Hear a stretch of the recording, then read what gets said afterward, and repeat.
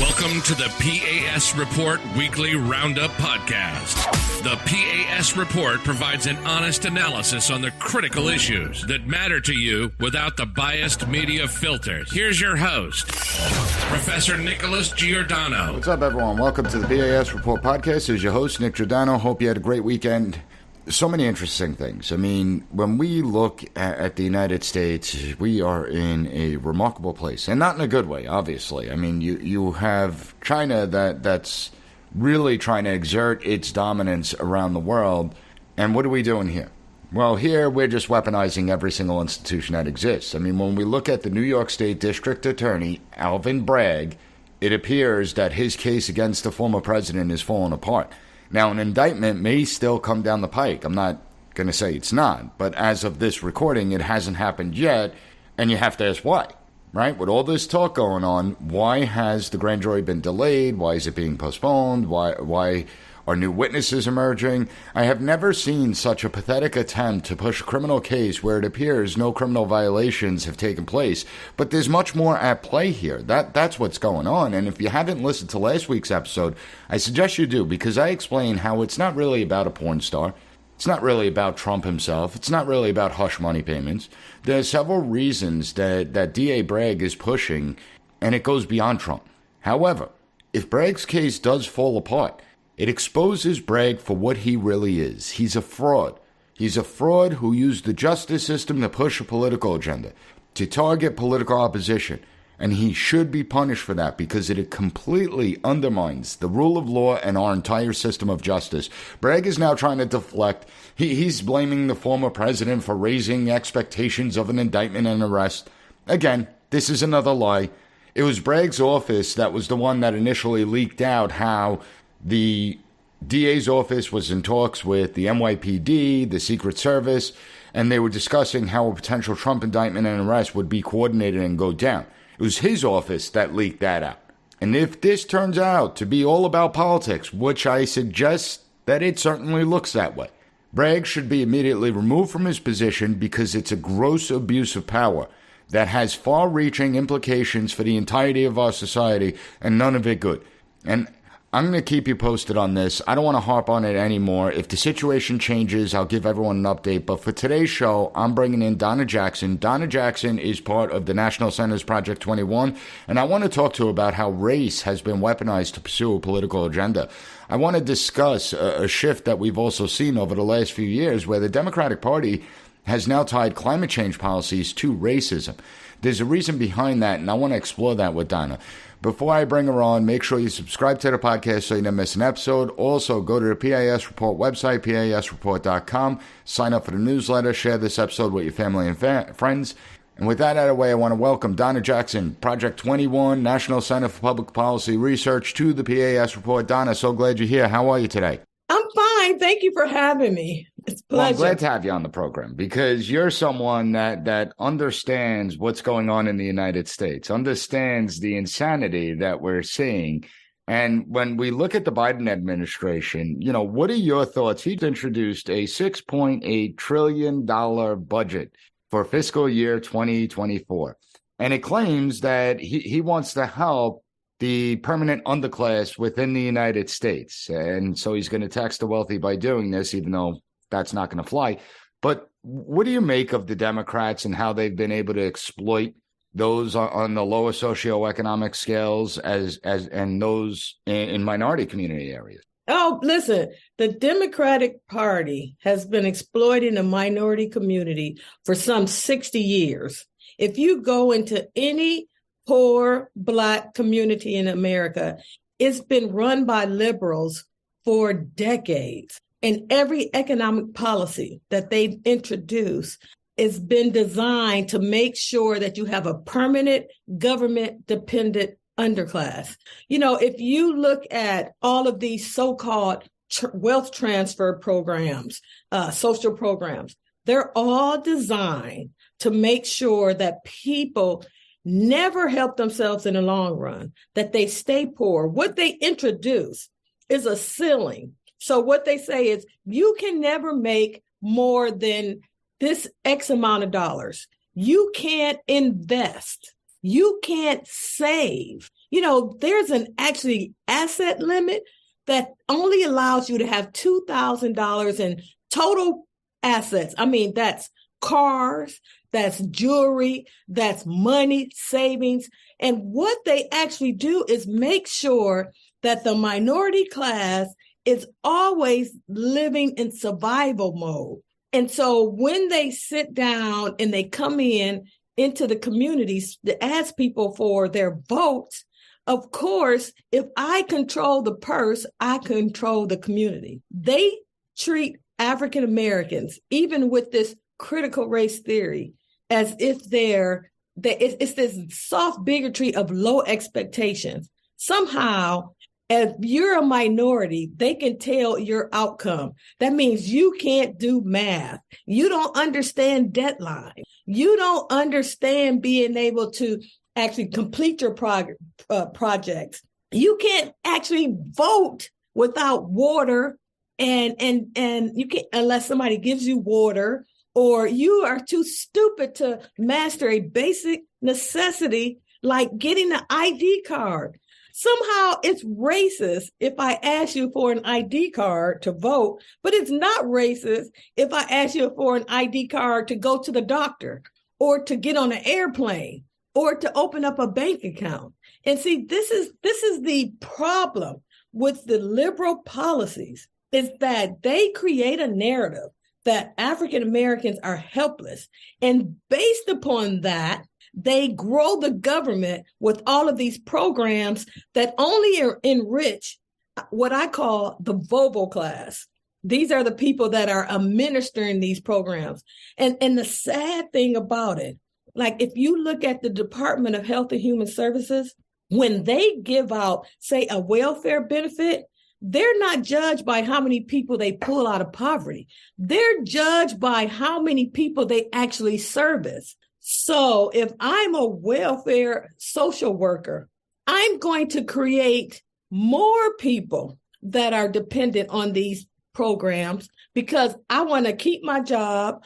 I want to get promoted. I want to hire people underneath me. And so what they do is actually discourage two-parent households. They discourage people from earning more money so that they can keep people trapped in this condition. I've never seen anything like it. This is if this was a business model for a Fortune 500 corporation, it would fail. But somehow the government can continue to do this. And people, I think the worst thing that people do is when somebody starts talking about racism or social justice, they back away instead of really pushing forward and saying, wait a minute, are these programs really effective? They're not. They've created more poverty.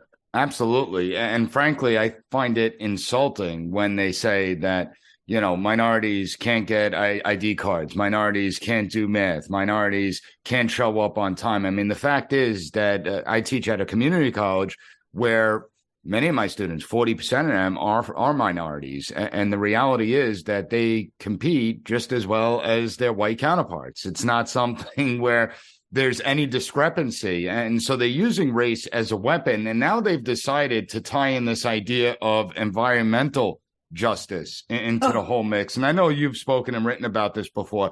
So I just want to give you a headline from a Los Angeles Times article that I saw that I had to just laugh because I found it hysterical, and then I'll let you run with it. So the headline is How White Affluent Drivers Are Polluting the Air Breathed by LA's People of Color. What do you think about this insanity? I think it's crazy. This is the way the left tries to take away property rights, because the whole gist of it is that if I can say you're a polluter, I can take away your car, private vehicles. It's a silly thing. And you know what? The weirdest thing is the people who are off the hook is the EPA, is the Department of Energy, all these people that actually regulate. Well, don't forget the Department of Transportation, what racist roadways. Exactly. All of these people, they're off the hook. They already heavily regulate air quality, right? They already regulate the efficiency standards on automobiles, but they are somehow off the hook. But it's all of us Americans that are using these vehicles that are the perpetrators. It is the manufacturers that have these power plants. This is the biggest exploitation game in history. I mean, if you sat down and said, well, somehow Black people are too stupid to get an ID card, they've just changed it to a green tinge. Now it's, okay, African Americans have lower birth rates because of the climate change heat, or the vehicles are polluting the air. The factories are polluting the air. You know what's the biggest environmental injustice? Poverty. And they're so willing to create more of it. In the Inflation Reduction Act, $60 billion was allocated for environmental justice. $60 billion. That's the market capitalization of Ford Motor Company worldwide that employs some 200,000 employees, directly, indirectly creates millions of jobs through small business creations, vendors, and so forth. And yet, the only thing that African Americans might see are some energy efficient windows. Where is the money going? It's going to slush funds for environmental activists that are buying their second homes, that are buying a bigger mansion. None of the money is going into the community. And this environmental justice is the way, it's the equivalent of the BLM when they actually exploited and shamed white individuals into putting money, giving donations, and then they bought themselves mansions and never had one program in the minority community. This is the exact same thing, but on an economic scale, it's outrageous. I'm interested to get your thoughts, because Democrats have been pushing the climate change mantra for a long time. It's not something that's new. They've also been pushing the idea of racism for a long time, even though they're the ones that have perpetrated racism for centuries. But that's not new. What is new, though, is tying environmental justice to racism. This shift started occurring about 2-3 years ago. Why do you think Democrats decided to tie this idea of climate change and environmental justice to the label of racism? Because the American people started to realize that this climate change hustle was exactly that. The climate always changes. You know, most of what they blame climate change on is actually gross mismanagement by governments like the forestry and how they manage that. And people started to question, wait, are really windmills effective? We've had windmills before. It didn't work. I mean, really, are solar panels going to be effective?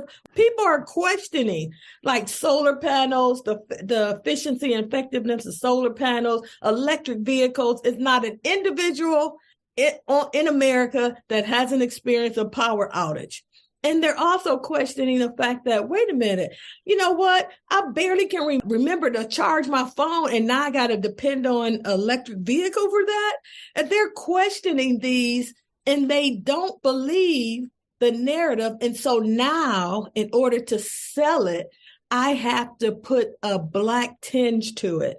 I have to say that if you don't accept the climate change mantra or narrative that I'm giving you, then now you're a racist. That's how you do. When people start to really think about it and say, wait a minute, didn't you say the planet was going to end 8 years ago and we're on year number 7? Then what you do is say, okay, if you question this, then you're a racist. You're inciting violence. And that's the shift, because there's too much scientific evidence out there that says, wait a minute, this doesn't add up. And, one of the things they do, and they've done it to Black communities for decades, they always move the goalposts so far ahead that there's no way for you to tell if it's really true or not. It's always by 2050, 2030. So there's no evidence up to that point, but because it's so far out, you can't test it. And their models are so flawed.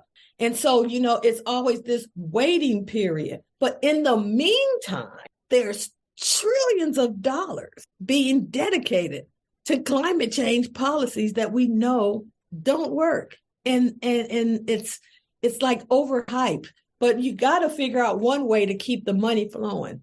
That's a great point, and you got to follow the money. You really do, because it tells you a lot of what you need to know. When we get back, we're going to explore this idea of following the money, looking at what certain states are doing. So hang tight. We'll be right back. As someone who worked in emergency management, I routinely sounded the alarm bells on our outdated grid system. Think back to 2003 when a tree branch hit a power line in Ohio, shutting down power to the entire eastern seaboard. Around 100 people died, and this was one of the costliest disasters in American history, with losses totaling over $60 billion.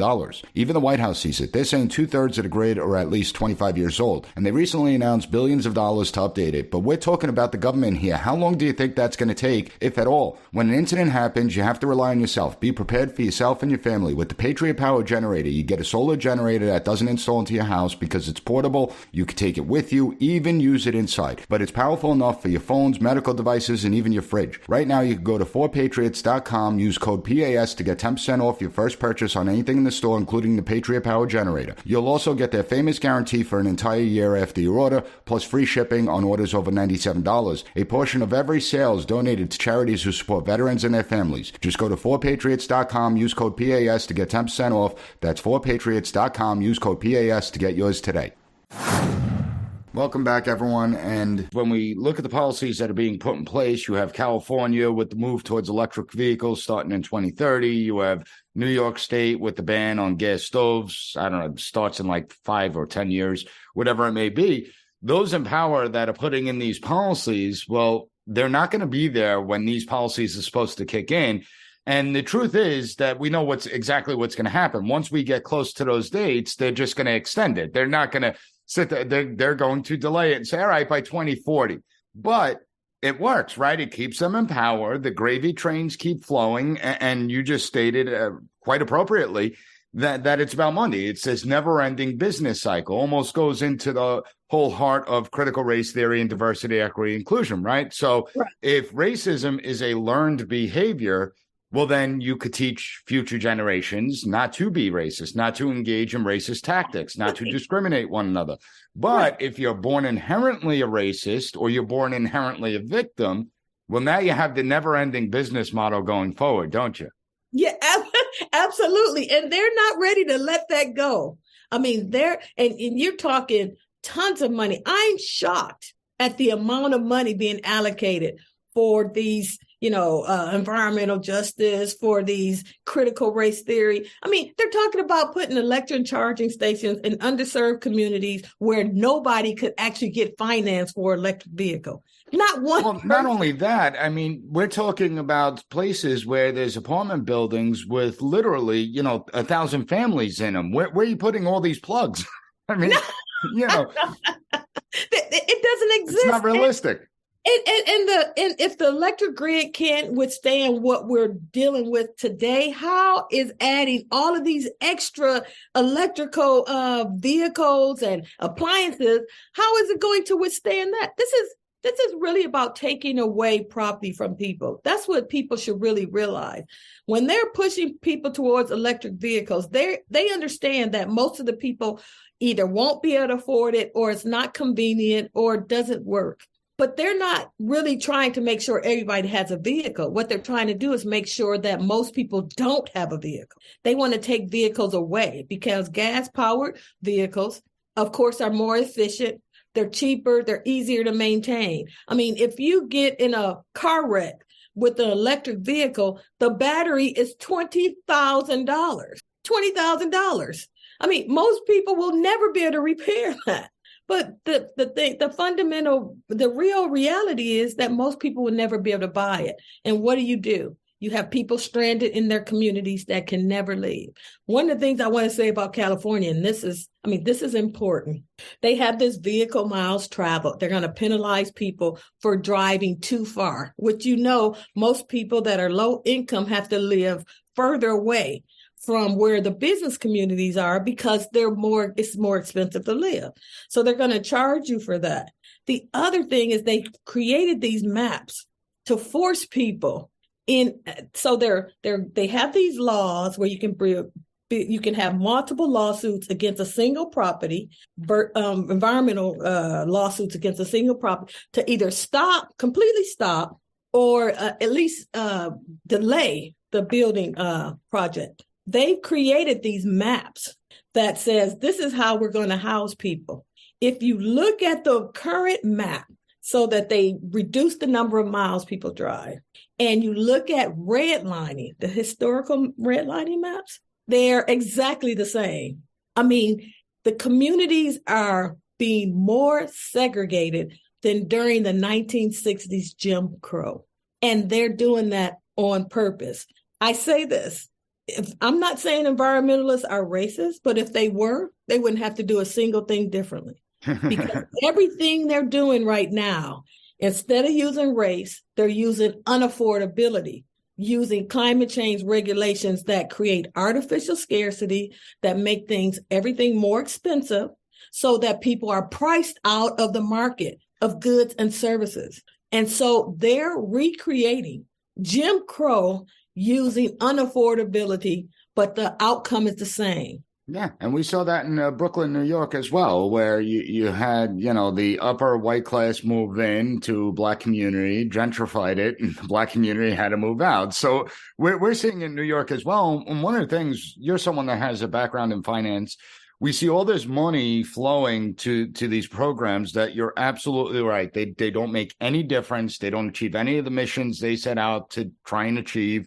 And it's almost like a money laundering operation that's going on.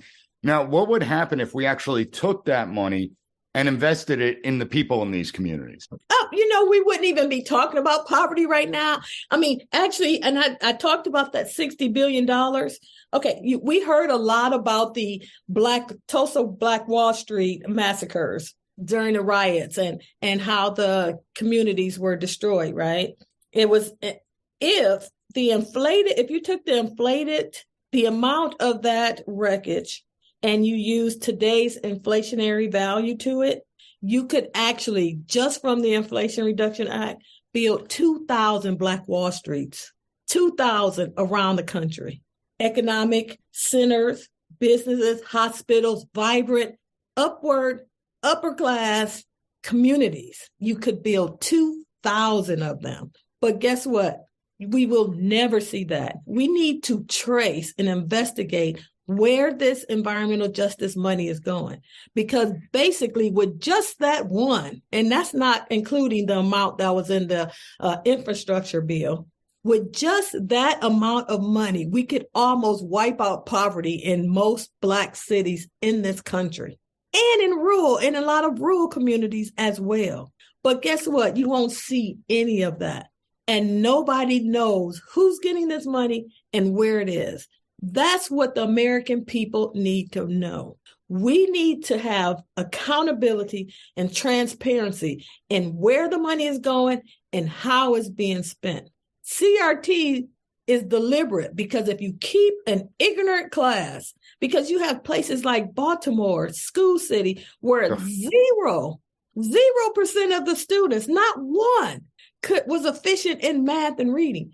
If we had some accountability in where this money is going, we need to claw that money back, actually put it into the communities, and then the burden on the American people will be lightened. We could reduce the size of the government, and we can achieve this American dream. And that's something I think is absolutely disgraceful when you talk about 0% of students meeting basic proficiency levels in one of the largest districts in the entire country. Even more to the point, though, is that they kept schools closed for nearly 2 years. The same people that claim that they care about minority communities and underserved communities, they were the ones that advocated keeping schools closed for so long. Not that the schools were doing a bang-up job to begin with, but they were the ones that advocated keeping schools closed for so long. Why haven't we seen more outrage in these communities against the officials that have been in power for so long? You know what? So I actually get approached by a lot of homeschoolers in areas like Illinois, Chicago. I get approached by prior school teachers. I was surprised that they would say they get censored more than conservatives do. And at first I was like, no, you don't know what you're talking about. We get censored more. But I realized they do, because they don't want people, the American people do not realize that African Americans actually don't like what's happening to the school systems. They don't like what's happening, but their voices are getting drowned out by the race hustlers that are paid to push this narrative. Not only that, and this is outrageous, I actually talked to a group of that were school teachers that were told that they could no longer teach phonics. They could no longer teach spelling in the schools. They actually put prison buses outside to force all of the materials that actually would be helpful to make students proficient in English, proficient in reading. They actually had a prison bus out there threatening the teachers not to let them know what was going on. And they fired all of these teachers that wanted to teach the kids on themselves to make them more proficient. And what they told them is, we don't care what you do, because by the time we fight you, you'll be so broke and so poor that you won't be able to do anything. And a lot of these teachers now are waiting on tables and driving Ubers and all of that. And so what they do is, anybody that gets out of line, they actually target. And they target them financially to destroy not only their lives, but the lives of their family. And so what you have is people who will go along with the program because they're out of fear. I mean, Black conservatives are probably the freest group of individuals, because we say we don't have anything, no financial we don't have any financial stake in the game. We say what we see. And we're not afraid of doing that. But they cannot. They have to do what they're told. I mean, when Joe Biden says, if you're not Black, if you don't vote for me, you're not Black, he meant that, because they'll get penalized, they'll get re-educated, they have to go on an apology tour, and then they have to fall in line. But we don't do that. We're free to say whatever we want. But that's the real problem, is the fear and intimidation that they put in the community, especially among those who are liberal leaders who will just go along because they're afraid of what might happen to their families. And do you think Black people are moving towards conservatism, the idea of limited government, fiscal responsibility? Do you think, I mean, obviously the Democrat Party has the dominant majority of Black supporters, but do you think over the last few years, a lot of people's eyes started to open to this, and now we're starting to see a movement towards conservatives? Absolutely. I mean, you just need to look at Stacey Abrams. The biggest demographic she didn't win is Black males. So, Black males is where you're going to really have a foothold. They want to work. They want to take care of their families. They're tired of the left making them the enemies of society, because they have. There's a marriage penalty if you're low income, that if two people get married, don't make $1 more, they tax the second income, even though they didn't make $1 more, at 70%. So they actually disincentivize marriage. Black males are tired of sitting there saying, I can't take care of my family. I can't be in my family's life. And they want something different for their kids. So I think that if we make that inroads and say, wait a minute, not only are we saying that the liberals are not good for you and the policies they present, but here's our plan. And that's the one thing that conservatives have to do better. They have to just lay out the fact that, listen, we understand what exactly the exact regulation that is hurting you, and we're going to fight against it. We're going to try to repeal that. This is what we're going to do to incentivize two-parent households. This is what we're going to do. We're going to lay out the plan of how people can see a way forward, and they'll bite, because on every policy, minorities are actually the most conservative. But what happens all too often is that conservatives think that this is a lost cause, and so they don't put in the effort. They're waiting. 100%. They have ignored these areas for decades, thinking, well, we're not going to win. Well, if you don't go in, you're not going to win. That's 100%. Listen, I've gone into some of the worst, some of the biggest strongholds like Chicago, and got the former leaders of the NAACP. Come on, like people that work for the Obama administration. If we just go and we talk to them, we can win. But the thing is, we have to go, and don't be afraid of being called a name. Nobody gets called more names than I do, and I just tell them to stand in line. That's a great point. Donna, I really appreciate you coming on today. Thank you for having me. It was so much fun. A pleasure. I really enjoyed that interview, and everyone should follow Donna. Check out the great work she is doing, as well as the great work that the National Center does, Project 21 does. I have all the links up at the P.A.S. Report website, so check it out.